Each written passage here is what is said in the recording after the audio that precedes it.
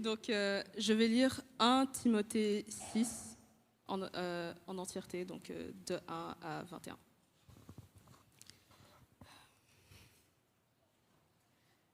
Que tous ceux qui sont sous le joug de la servitude regardent leur maître comme digne de tout honneur, afin que le nom de Dieu et la doctrine ne soient pas blasphémés.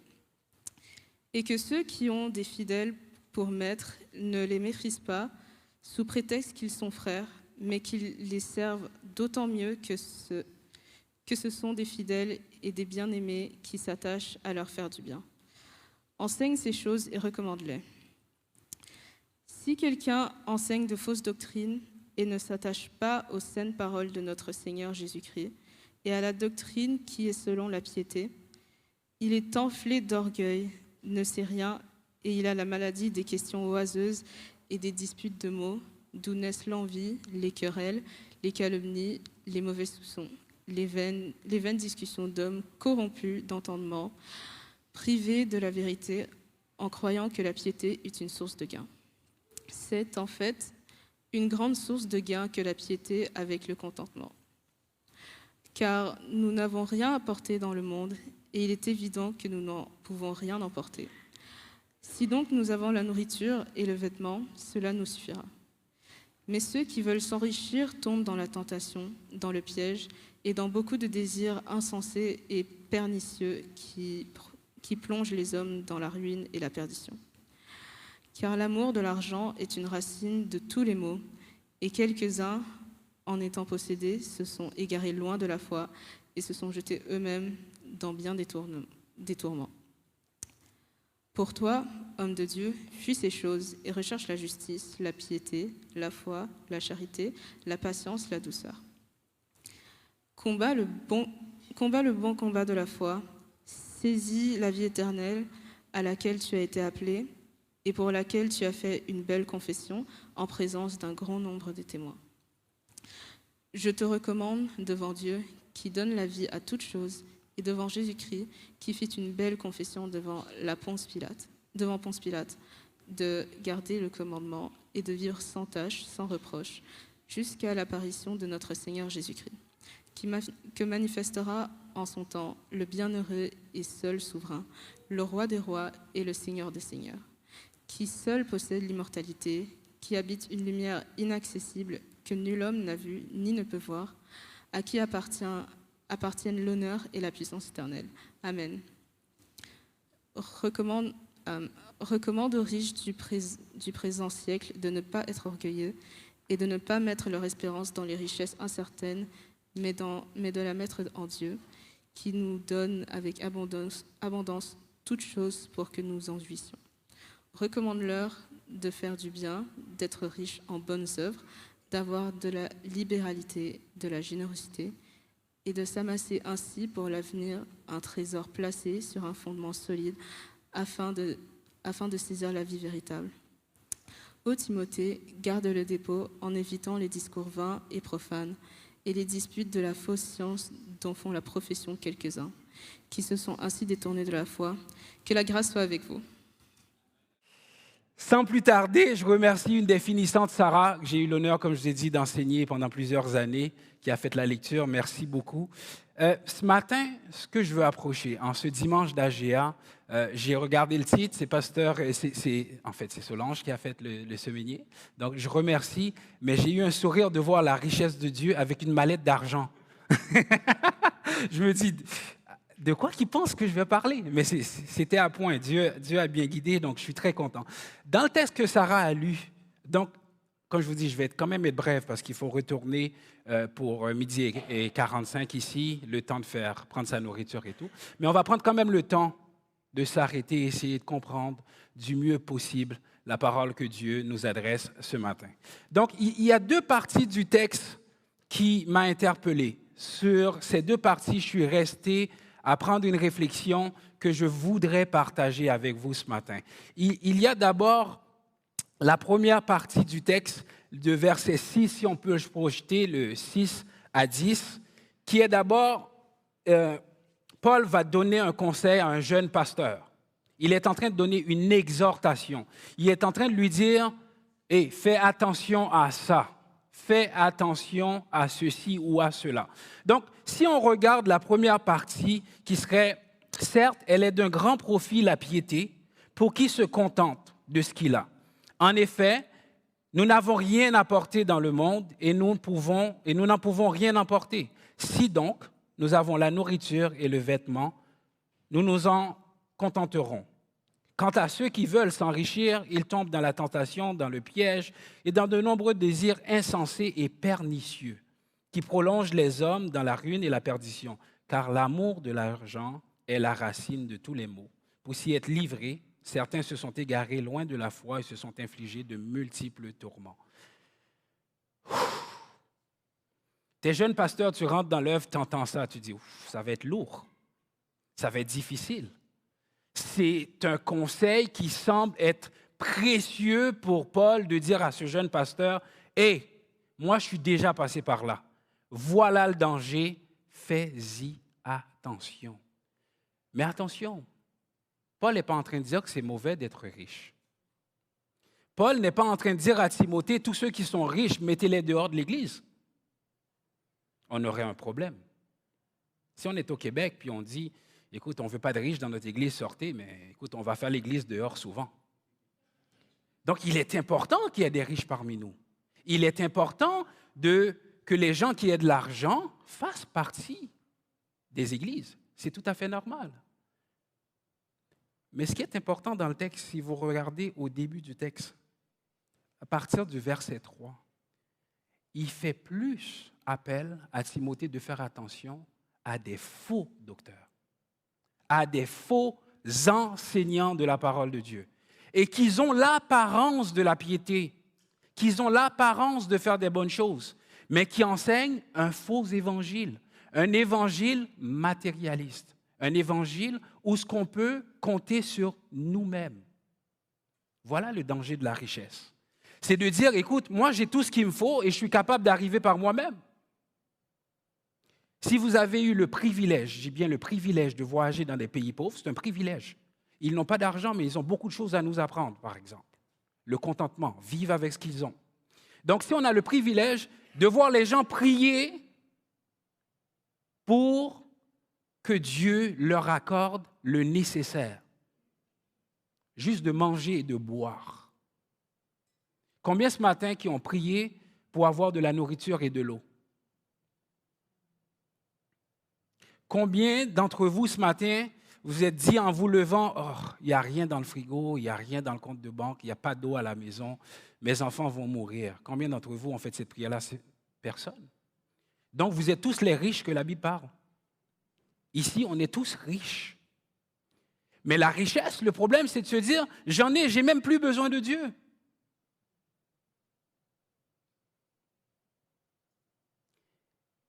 Et Paul va dire à Timothée, fais attention à ces enseignements, qui est très nouveau, qui n'est pas nouveau du tout, mais qui reprend vie dans notre société aujourd'hui, c'est « t'es capable ». Par toi-même, là, tu vas y arriver. Tu es capable d'y arriver. Tout ce que tu veux, tu le... Moi, quelqu'un m'a dit, ben oui, tout ce que tu veux, tu le peux. J'ai dit, voilà, je veux être le président des États-Unis demain matin. C'est utopique de croire tout ce qu'on veut, on le peut. Sans moi, vous ne pouvez rien faire. Est-ce que je mets la capacité et les études de côté? Non, on vient de célébrer des finissants. Je ne peux pas vous dire, faites rien. Bien évidemment, on peut faire quelque chose. Mais même cette chose que nous pouvons faire, c'est lui qui nous dit, c'est en moi, c'est moi qui crée le vouloir et le faire. Sans Christ, nous ne pouvons rien faire. Et là, Paul dit à Timothée, ce n'est pas la richesse qui est mauvaise, c'est ce qu'on en fait. Ce n'est pas l'argent qui est mauvais, c'est ce qu'on en fait. L'argent est un bon serviteur, mais un très mauvais maître. Et là, faites attention aux faux docteurs, faites attention aux faux enseignements, faites attention à ceux qui vous disent « vous n'avez pas besoin du Christ », faites attention à ceux qui vous disent « je peux tout faire par moi-même, j'ai tout ce qu'il me faut ». Moi, j'aime titiller les gens. J'aime vraiment, je suis un petit taquin. Et j'ai eu le privilège de travailler à la cour pendant des années. Et quand je rencontrais des avocats, je sais que c'est des gens qui sont réfléchis, ils me disaient « Comment ça va ?» Je leur disais « Ah, comment allez-vous ?» Ils disaient « Oh, on se maintient. Et toi, comment tu vas ?» J'ai dit « Ah, je suis maintenu. » Et ça les gelait d'un coup. Ils disent « Je ne comprends pas. » J'ai dit « Est-ce que vraiment tu te maintiens ?» Il dit « Oui. » J'ai dit « Mais tantôt, tu disais tout est hors contrôle. » J'ai dit « Moi, je suis maintenu par quelqu'un qui est hors de moi. Est-ce que tu veux savoir c'est qui? » Ah, encore, tu veux prêcher, mais c'est pas grave. Mais au moins, je les titillais, au moins, je leur montre que sans Dieu, il vous manque quelque chose. Moi, j'admire le conseil que Paul donne à Timothée, même si je trouve que ce conseil-là est dur. Écoutez, Paul dit, si donc nous avons la nourriture et le vêtement, cela nous suffit. Franchement, j'ai le goût d'ajouter, qu'est-ce que tu fais du logement? Paul n'a jamais vécu au Québec. Qu'est-ce que tu fais du logement? Si je vous donne la nourriture et le vêtement en hiver, vous n'avez nulle part où vous chauffer au Québec, vous ne passerez pas l'hiver. Donc, il s'est arrêté même au l'essentiel, au strict minimum pour dire, regardez, juste le strict minimum me suffit. Philippiens 4:11, j'ai appris à me suffire dans l'abondance comme dans la disette. Est-ce que ce matin, on est capable de dire ça en tant que croyant? De dire, Seigneur, ce que tu m'as donné, c'est suffisant. Ma grâce te suffit. Pourquoi je trouve encore ce conseil très dur? Il va dire, car l'amour de l'argent, c'est la racine de tous les maux. Les amis, la racine de tous les maux.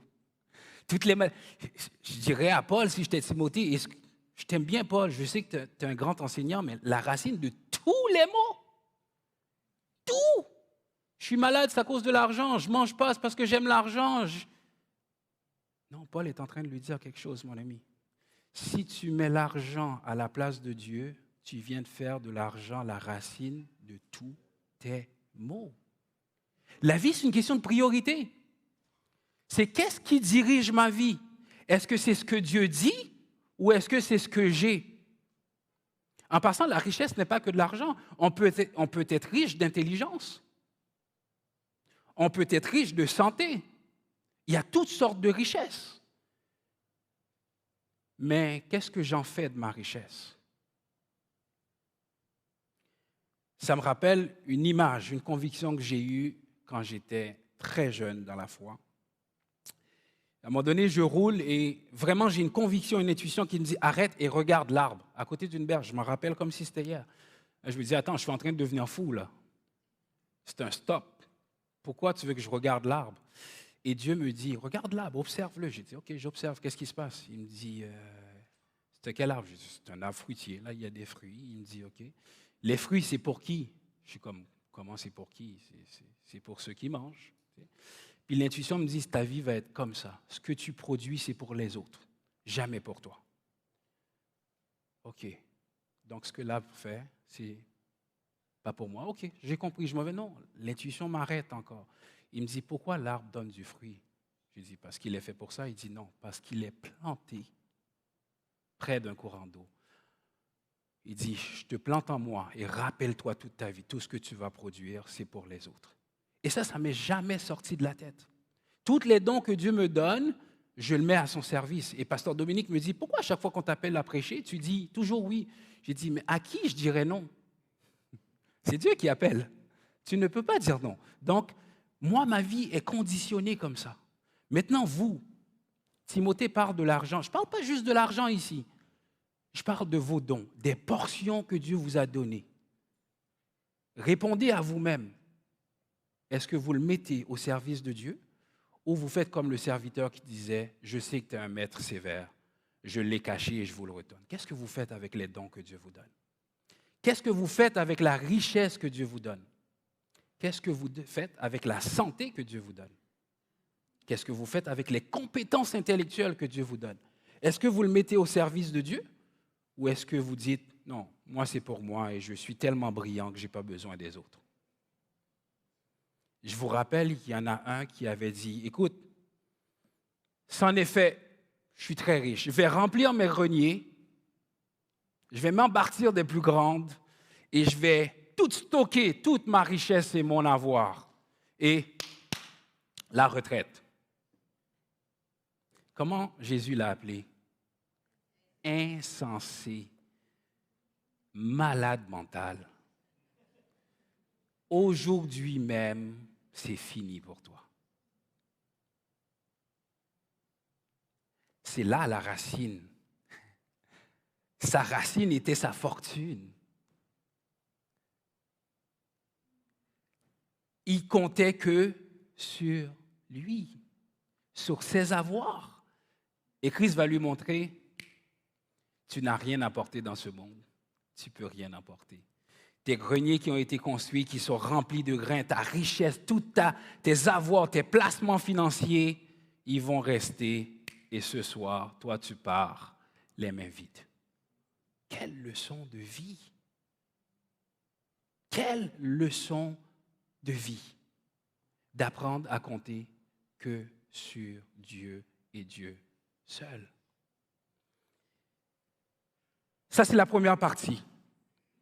Entre la première et la deuxième partie, qui se trouve un autre conseil du verset 17 au verset 19 que je vais lire pour vous, recommande aux riches du présent siècle de ne pas être orgueilleux et de ne pas mettre leur espérance dans leur richesse, incertaine, mais de la mettre en Dieu qui nous donne avec abondance toutes ces choses pour que nous en jouissions. Recommande-leur de faire du bien, d'être riches en bonnes œuvres, d'avoir la libéralité de la générosité et de s'amasser ainsi pour l'avenir un trésor placé sur un fondement solide afin de saisir la vie véritable. Proverbe 3. Ne te confie pas sur ta sagesse, mais reconnais-le dans toutes tes voies. Et là, on a l'impression que le conseil premier était beaucoup plus sévère. Tandis que le conseil, le deuxième, est non, restez riches, mais faites du bien avec votre richesse. Mais d'abord, il met en garde le problème de la richesse. Et il va dire à Timothée, quoi que tu sois jeune, ce n'est pas grave. La main de Dieu est sur toi. Recommande-les aux riches. Ne sois pas intimidé qu'ils soient riches. Dites-leur de faire du bien, d'être libéral, de donner de bon cœur et d'être riche en bonnes œuvres. Des bonnes œuvres, en passant, ce n'est pas seulement faire du bien. Ce n'est pas seulement donner de l'argent à Sainte-Justine ou à un autre. Ce n'est pas seulement signer un chèque à la télé pour dire « j'ai donné 10 millions ». Faire des bonnes œuvres, c'est de faire exactement ce que Dieu te demande de faire, là où il te demande de le faire. Ce n'est pas la quantité, mais c'est la qualité et l'appel du geste. Que ta main droite ne sache pas ce que fait ta main. Dieu ne veut pas qu'on aille sur Facebook et dire « Ah, ce matin, moi, j'ai signé un chèque de 10 000 à la Bible parle. Que je suis généreux. » Non, tu es juste en train de dire « Tu voulais sauver de l'impôt, tu as fait un geste. » C'est correct. On comprend aussi ton langage. Mais c'est pas ce que Dieu demande en ce moment. Sois riche en bonnes œuvres. Donc, tu peux être riche d'argent, riche de santé, riche intellectuellement, puis être pauvre de bonnes œuvres. Alors, ce matin, la réflexion à faire, c'est qu'il y a 2 recommandations. Qu'est-ce que tu veux faire en tant que riche? Et là, j'entends des gens qui disent « Oh, c'est pas pour moi, j'ai que 20 $ dans mon compte de banque. » Oui, mais tu es riche de santé. Tu es riche même d'être dans un pays riche. Et si vous n'avez jamais voyagé, vous n'avez jamais compris comment vous êtes bien et riche au Canada. Moi, j'ai eu le privilège de voyager et quand tu as un passeport canadien, j'ai l'impression que tu as un passeport du paradis. Toutes les autres font la ligne. Allez à Cuba, regardez les Américains, ils font la ligne à côté, mais les Canadiens passent comme si c'était chez eux. Le Canada a une très bonne réputation dans le monde. C'est une richesse. On est dans un pays, quoi qu'on dise, c'est vrai, on n'est pas d'accord avec toutes les lois, mais croyez-moi, encore au Québec, encore au Canada, il coule encore le lait et le miel. On peut encore dormir avec nos portes sans les barrer. C'est une preuve. Je ne le ferai pas. mais on peut encore le faire. C'est quand même incroyable. Quand vous roulez dans d'autres pays, vous regardez des grandes maisons, ils ont tous des grillages aux États-Unis sur les fenêtres. Pourquoi? Parce qu'ils peuvent se faire dévaliser, défoncer, lancer des pierres. Nous, on s'assoit encore sur notre terrasse, on prend notre bière, on dit bonjour aux voisins, on coupe nos gazons, puis on s'endort au soleil, sans se soucier que quelque chose de grave pourrait nous arriver. Mais ce n'est pas pareil partout dans le monde. Il y a des pays en guerre aujourd'hui. Pendant que nous nous baignons encore dans cette richesse, dans cette bonté, dans cette sécurité, entre parenthèses, pendant que Dieu nous fasse grâce qu'il a encore sa main sur nous, adorons le Seigneur avec toute notre force et tout ce qu'il nous donne. Rachetons le temps car les jours sont vraiment mauvais. Nous sommes dans une illusion de paix en ce moment. Vous avez tous oublié la COVID, hein? Ben oui. Vous avez tous oublié le couvre-feu?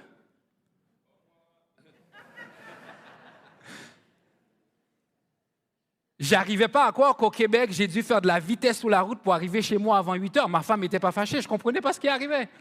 Mais je devrais être chez moi avant 8 heures. À un moment donné, je me dis, attends, je suis-tu au Québec ou je suis... Qu'est-ce qui se passe? Il y a vraiment eu un couvre-feu. La seule liberté qu'on a vraiment, elle est en Christ.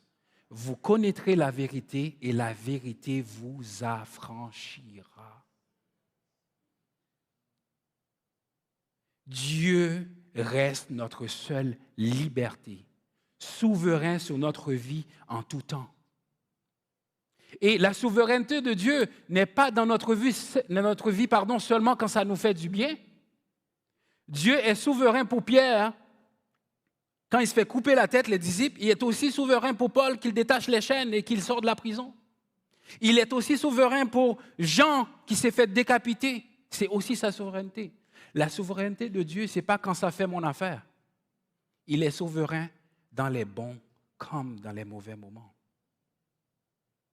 Il est souverain sur ma vie à tout moment. Dans ma maladie, face à la mort, face à la richesse, face à la maladie, face à la bonté, face à toutes sortes de choses, ma prière devrait être « Seigneur, que ta volonté soit faite ».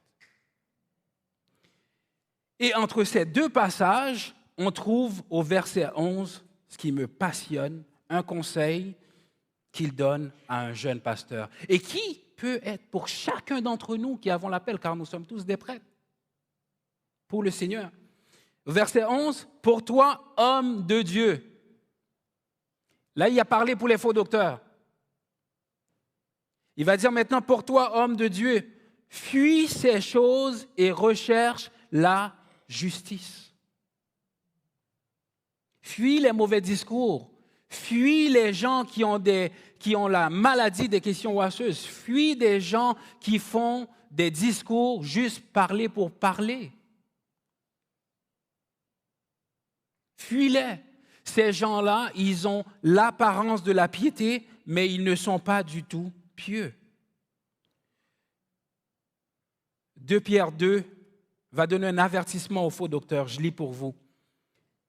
Il y a parmi le peuple des faux prophètes, et il y en aura de même parmi vous des faux docteurs qui introduiront sournoisement des sectes pernicieuses et qui, reniant le maître qui les a rachetés, attireront sur eux une ruine soudaine.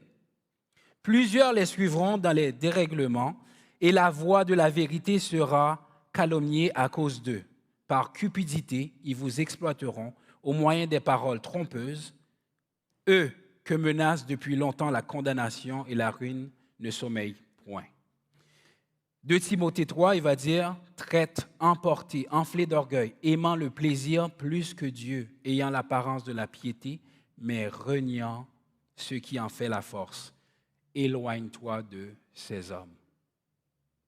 Ils ont l'apparence des brebis, mais ce sont des loups. » Et verset 12, « Combat le bon combat de la foi, saisis la vie éternelle, laquelle tu as été appelé, pour laquelle tu as fait une belle confession en présence d'un grand nombre de témoins. Ce que j'aime avec la parole de Dieu, c'est un peu... Je viens d'une culture où ce que nos parents nous disent tous quoi ne pas faire. Fais pas ça. Fais pas ça, sinon tu sais ce qui va se passer. Fais pas ça. Mais la parole de Dieu est tellement belle. Il dit, fais pas ça, mais fais plutôt ça. Oui, je fais pas ça, mais qu'est-ce que tu veux que je fasse? Mais il va dire à Timothée, fuis ces gens. Cherche pas le gain de l'argent. Mais fais plutôt ça, homme de Dieu. Combat le bon combat de la foi. Cherche la justice. Je te recommande devant Dieu qui donne la vie à toute chose, devant Jésus-Christ qui fit une belle confession devant Ponce Pilate de garder le commandement et de vivre sans tâche, sans reproche, jusqu'à l'apparition de notre Seigneur Jésus-Christ. Pas seulement en tant que leader, pas seulement en tant que pasteur, mais à tous nous autres ici, on a le devoir de faire notre mieux pour marcher sans tâche et sans reproche devant Dieu. Est-ce qu'on va tomber? Est-ce qu'on va faillir? Est-ce qu'on va douter? Oui. Mais je vous ai déjà dit ici, le juste n'est pas celui qui ne tombe jamais, mais plutôt que c'est celui que Dieu relève à toutes les fois qu'il tombe. Reconnaissez que vous avez péché, reconnaissez que vous avez fait quelque chose de mal et demandez pardon. Il est fidèle et juste pour vous pardonner. Et la recommandation qu'il fait à Timothée, il lui dit, voilà les mots de la richesse. Voilà ce qu'on peut faire de bien avec la richesse. Mais toi, homme de Dieu, cherche la piété. Mais qu'est-ce que c'est la piété? Est-ce qu'il y a quelqu'un qui a une définition de la piété ici? Ah, ne vous inquiétez pas, je ne vais pas vous dire, vous avez une mauvaise réponse, vous pouvez parler. Hein. Selon vous, qu'est-ce que la piété? L'attachement à Dieu. Quoi d'autre? Ça déjà résume beaucoup. Hein? L'attachement à Dieu. Quoi d'autre? Pour vous, c'est quoi la piété? Oui, c'est l'attachement à Dieu. Encore, vous avez déjà pensé à ça. Ce n'est pas la première fois que vous avez vu le mot piété. Tu sais. Priorité. Et on a des théologiens dans la salle. C'est bien. L'obéissance, la connaissance. La piété, c'est de marcher dans les voies de Jésus-Christ qui a été le modèle pour tout homme. S'attacher à notre Seigneur et Sauveur Jésus-Christ. Le regarder comme modèle. Vouloir être comme lui. Tendre vers sa perfection. Mais ce n'est pas l'appel juste des pasteurs. C'est l'appel de chacun et chacune d'entre nous. On doit à toutes les journées qu'on a la santé dire, Seigneur, aide-moi à te ressembler davantage. Aide-moi à chercher ta justice. Aide-moi à chercher, Seigneur, à marcher dans la piété. Est-ce qu'on va toujours réussir? Non. Mais est-ce qu'il faut toujours essayer? Oui. Éloigne-toi de ces hommes qui sont des faux docteurs. Et il y en aura toujours. Il y en aura toujours. Il y en aura toujours qui vont vous enseigner un autre Christ, un autre évangile. Mais sachez que Dieu, il n'y a rien qui ne le surprend. Il nous a déjà dit, et Paul le dit dans sa parole, si quelqu'un annonce un autre évangile que celui qui vous a été annoncé, qu'il soit à... Beaucoup vont essayer. C'est pour ça, ici, on s'efforce. Et on a des chiens de garde, et on est des chiens de garde de la doctrine et de la parole de Dieu. J'aime bien quand Pasteur Jeff dit, moi je suis un berger, mais quand quelqu'un vient attaquer la doctrine, je deviens un berger allemand. Je suis quand même un berger. C'est notre travail. Mais ce n'est pas seulement notre travail, c'est aussi le vôtre. Vous devriez veiller sur votre conduite. Vous devriez vous-même lire, prendre la Bible, poser des questions. On n'est pas une église catholique. On ne garde pas la Bible puis on vous dit, nous, on a la vérité, vous êtes... Non, non. On est un seul corps. Vous êtes tous des prêtres et sacrificateurs pour Jésus-Christ, pour Dieu le Père. Ce matin, je ne suis pas en train de vous dire, hé, vous êtes riche, vous êtes mauvais. Oh, vous ne faites pas assez de bonnes œuvres. Ah non, non, je suis en train de vous dire, regardez les Écritures et regardez votre vie, puis regardez ensuite si ça concorde aux Écritures. Sondez-les vous-même. Vous avez tous, ceux qui croient en Dieu, qui l'ont reçu comme son sauveur personnel, vous avez son esprit. Sondez par les Écritures, est-ce que votre vie concorde avec ce que dit la parole de Dieu? Et si ce n'est pas le cas, découragez-vous pas, ne vous découragez pas. Allez vers Dieu et puis dire, Seigneur, dans cette sphère-là de ma vie, ça ne marche pas. Aide-moi.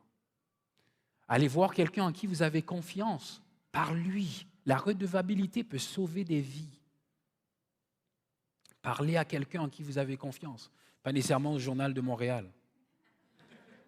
Parlez avec une personne qui saura vous conseiller, prier avec vous.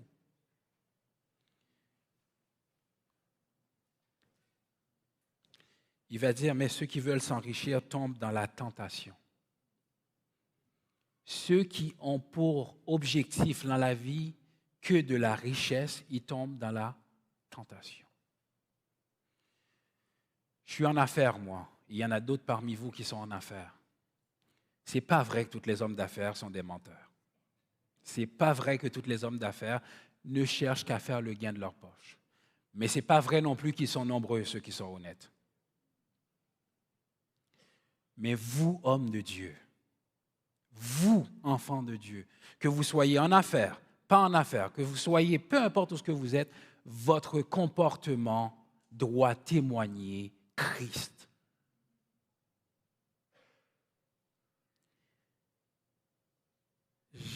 J'aime bien dire aux gens, pourquoi vous voulez offrir une Bible à tout le monde? Je sais que c'est bon. On veut faire de l'évangélisation, on veut faire des porte-à-porte. Oui, c'est bien. Mais pourquoi voulez-vous offrir une Bible à quelqu'un afin qu'il connaisse Dieu? C'est vrai. Mais vous devriez être le premier témoin. Vous, votre vie devrait témoigner Christ afin que la personne ait envie de prendre votre Bible. Si dans mon travail, je suis vraiment l'employé, je n'utiliserai aucun terme qui n'est pas très aimé, et je veux offrir une Bible à quelqu'un, il va me dire, la façon que tu vis, je ne la veux pas ta Bible.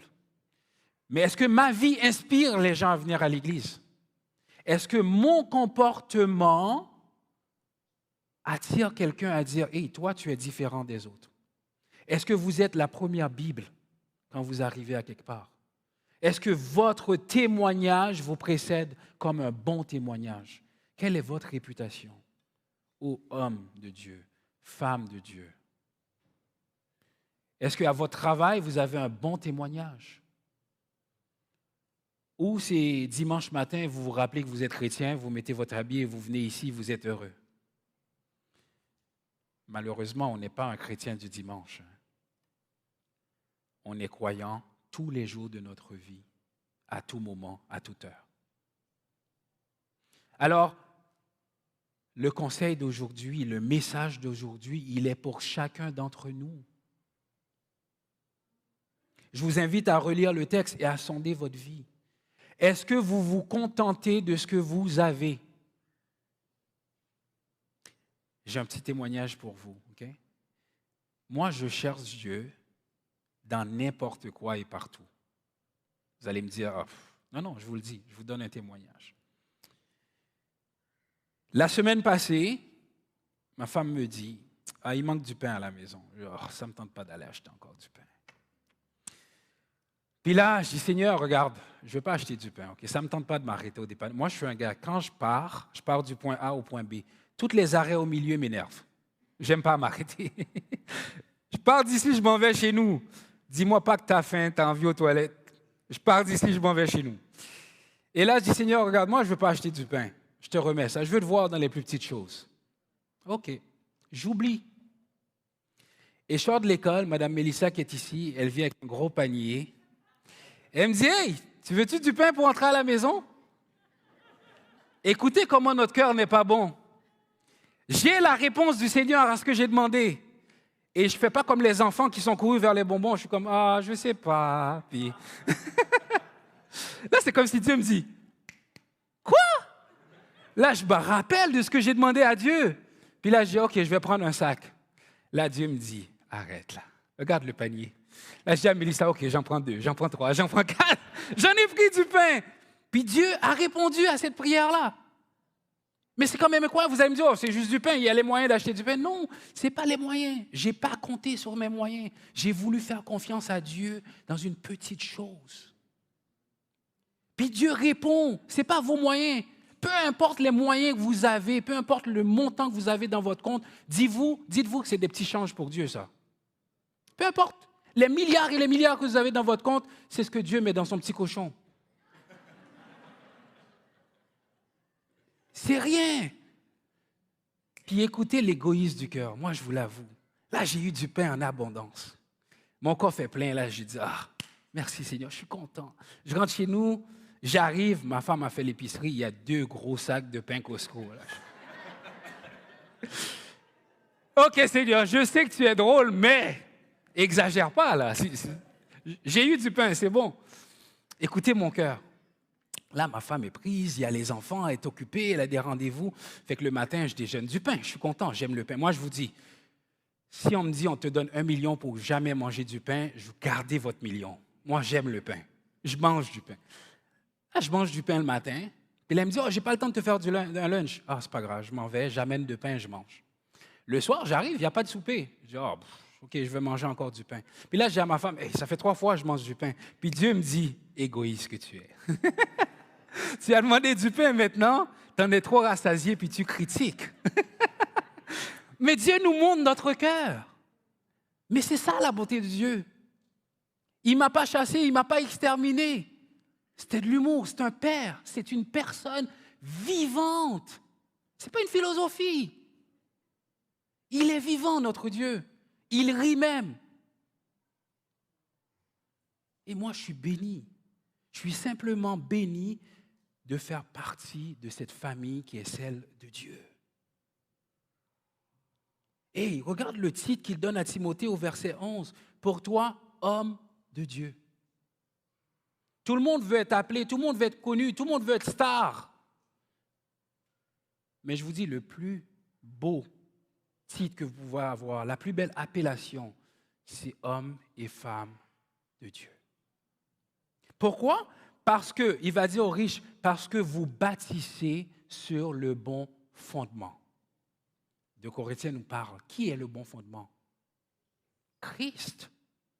Vous investissez en faisant des bonnes œuvres dans une banque qui ne porte que des intérêts et des intérêts éternels.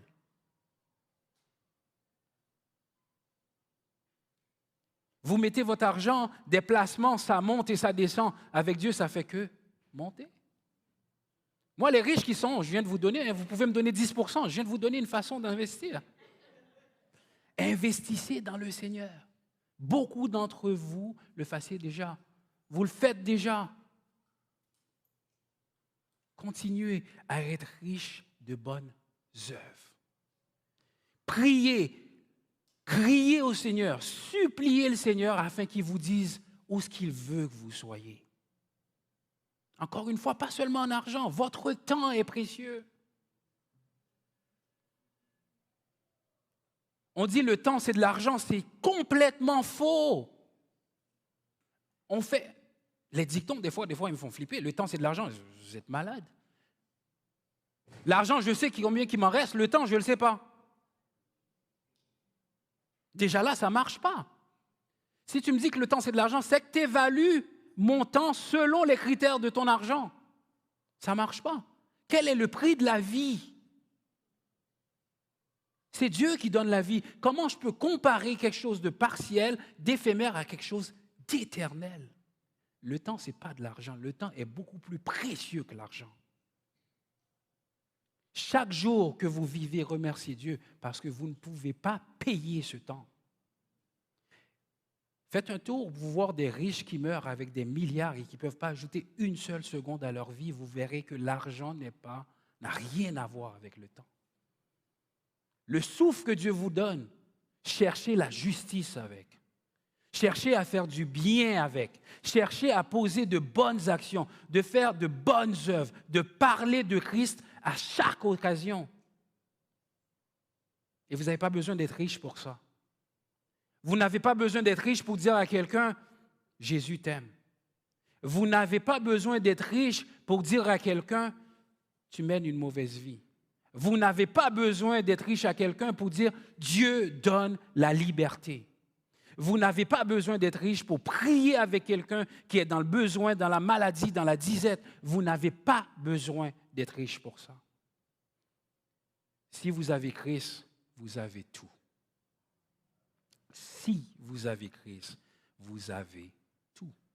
Seulement si vous avez Christ. Et vous n'avez pas Christ parce que votre grand-père a eu Christ. Vous n'avez pas Christ parce que votre père croit en Dieu. Vous n'avez pas Christ parce que vous êtes né dans une famille chrétienne. Moi, j'aime bien dire à mes élèves, Dieu est le Père de tous, il est le grand-père de personne. Est-ce que vous avez reçu votre frère Christ dans votre vie comme votre seul et unique sauveur? Si et seulement si vous avez Christ comme sauveur et vous ne comptez que sur lui, vous avez tout ce qu'il vous faut. Ce matin, je vous laisse analyser tout ça. Je vous laisse sonder votre cœur. Je vous laisse penser à tout ça, mâcher tout ça et vous poser la question, est-ce que j'ai Christ dans ma vie? Est-ce que Christ m'a reçu dans sa vie? Est-ce que je fais partie de la famille de Dieu? Et si c'est le cas, continuez à marcher vers cette perfection. Si ce n'est pas le cas, par contre, il y a un gros problème. Ce matin, les anciens, on discutait de cette nouvelle mode de mourir sereinement. On ne veut plus souffrir. Dès qu'on ne souffre pas, c'est rendu que c'est une belle mort. Alors, qu'est-ce qu'on fait de la mort de Christ à la croix? C'était une mauvaise? C'est quoi cette mode? On meurt comme Dieu veut qu'on meure. Ceux qui se sont fait décapiter, c'est quoi? Ils n'étaient pas à la mode? Ils ne sont pas morts sereinement? Dans la souffrance, je sais que c'est dur. Moi, ça va faire 1 an que notre père est parti voir le Seigneur. J'ai vu mon père souffrir. Et ma prière était toujours la même chose. Dans la souffrance, comme dans la maladie, donne-nous la paix d'aller te trouver comme tu l'as voulu. C'est ça la prière du croyant. Les disciples, quand ils se faisaient décapiter, Dieu leur accordait le nécessaire pour passer par cette mort. Lorsque vous serez dans un moment, dans un stade de votre vie où ce que vous ferez face à la souffrance, Dieu vous accordera toutes les provisions nécessaires. Croyez-moi. Jean-Baptiste est allé dire, « Es-tu celui qui doit venir ?» Il était en prison. Et Jésus l'a répondu, pas, « Oui, je suis moi. » Non, il a dit, « Regarde, les boiteux marchent, les aveugles voient, les sourds entendent. » Tu t'inquiètes, je sais. Tu doutes, je sais. Tu souffres, je sais. Mais tout ce qui a été dit que je ferai, ils sont faits. N'est-ce pas, Jean-Baptiste? Maintenant, tu as peur de te faire couper la tête. Ce n'est pas grave. Elle va être coupée. Ce n'est pas grave.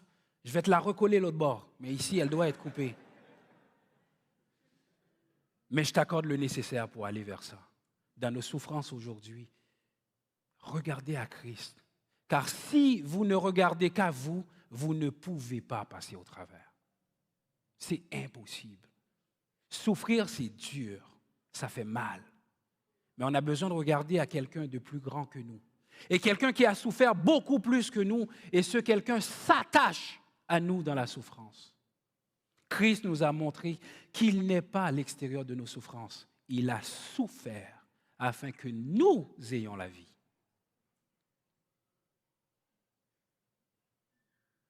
Quand on souffre, on nous demande où est Dieu, mais exactement dans ma souffrance. Dieu ne nous laisse jamais souffrir tout seul. Il ne nous donnera aucune épreuve qui est au-delà de nos forces. Donc, dans la souffrance que vous êtes en ce moment, hommes et femmes de Dieu, cherchez la volonté de Dieu parce qu'elle est parfaite pour vous. Ne demandez pas de sortir de la souffrance, mais plutôt, Seigneur, permets que je puisse te trouver dans ma souffrance. Ce matin, je vais finir avec ce verset pour boucler parce que je sais qu'il ne reste que 10 minutes entre moi et un bon repas. Hébreux 13, verset 5. Que l'amour de l'argent n'inspire pas votre conduite.